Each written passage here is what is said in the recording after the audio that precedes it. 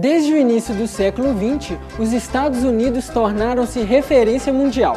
Do modo de se vestir à forma de administrar o Estado, os americanos servem de inspiração para outras sociedades ocidentais. Um dos porta-vozes dessa ideologia é o cinema. A sétima arte reflete o American Way of Life de forma fidedigna e expõe para o mundo esse modo único de se viver. Em 1918, chegava ao fim o primeiro grande conflito mundial.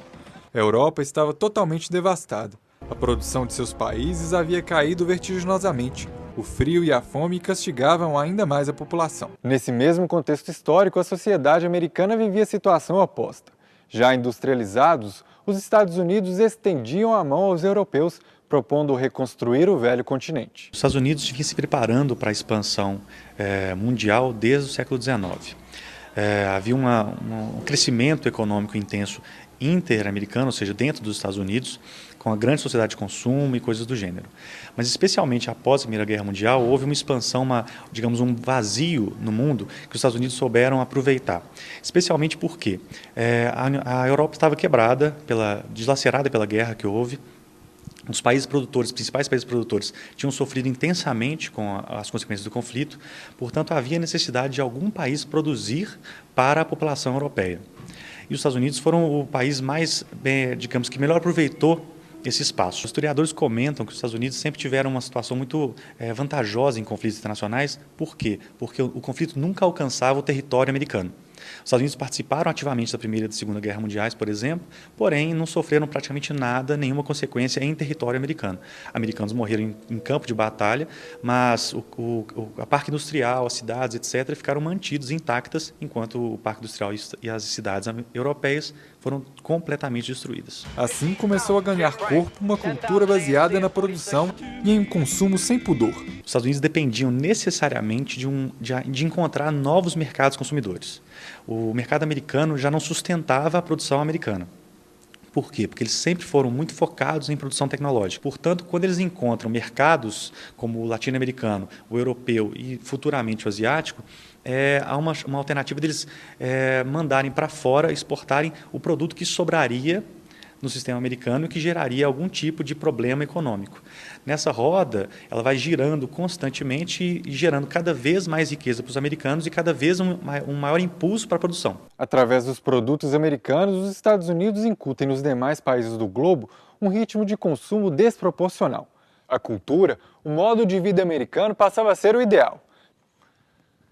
No cinema, em especial, encontramos várias referências ao American Way of Life. Eles vão associar a indústria do entretenimento, e no caso o cinema também, ao projeto de expansão do capitalismo norte-americano no mundo. Eles vão pegar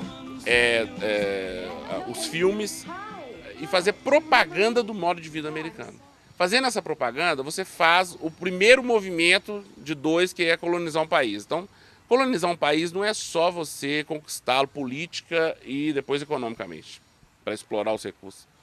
Antes disso, no imperialismo norte-americano, nessa colonização norte-americana, você tem que colonizar as mentes. O cinema que é feito dentro da sociedade, dentro do ambiente americano, é claro que vai levar para os filmes a realidade americana, a maneira americana de se comportar e os valores, né? Essa questão do sonho americano, do American Way of Life, tem muito a ver com valores, né? Aquela coisa do americano defender a competição, a oportunidade, né? Aquela coisa de se você batalhar, você consegue chegar lá. Tudo isso faz parte desse sonho americano, dessa visão americana para o mundo. E que isso, de alguma maneira, apareceu no cinema. E, por um outro lado, o cinema, mostrando isso, reforça também esses valores. Os feitos heróicos, como a Marcha para o Oeste, a bravura dos dominadores no combate contra os indígenas, reiteravam o patriotismo e exaltavam a coragem. Em Independence Day, temos uma abordagem futurista, mas não menos nacionalista. No longa, o mundo é salvo de ataques alienígenas pelos americanos, únicos detentores de força e tecnologia para expurgar as forças extraterrenas.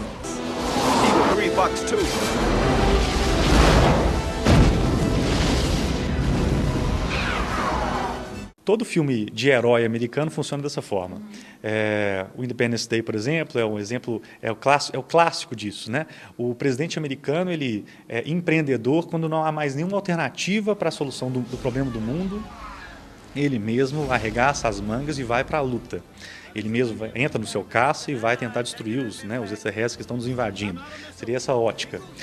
Além do fato de ele ser uma figura nova, bonita, interessante, ou seja, esteticamente ele apreende todas as características fundamentais do American Way of Life.